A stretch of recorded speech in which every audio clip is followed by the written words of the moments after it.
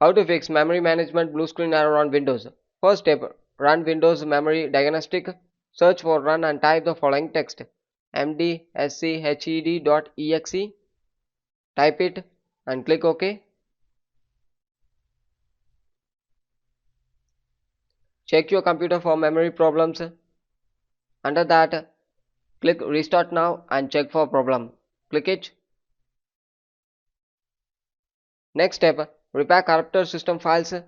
Search for cmd, right click, click run as administrator and type the following text: sfc space / scan now. Click enter and wait for some time. It's actually verifying your files in your device. If there is any corrupted file having, means it will rectify it.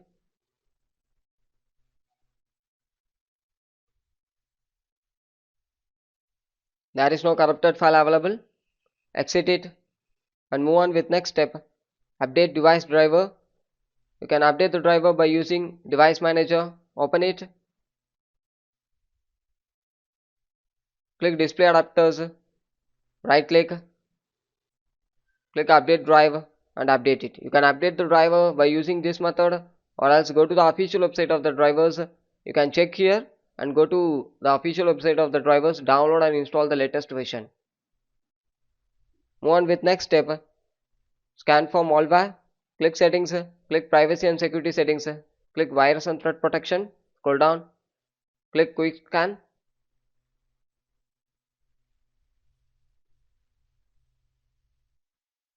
Once scanning complete, after check it and move on with next step. Perform system restore. Search for run and type the following text: rstrui.exe. Click OK.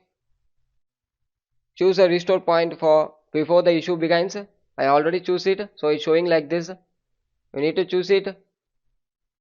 Search for view advanced system settings.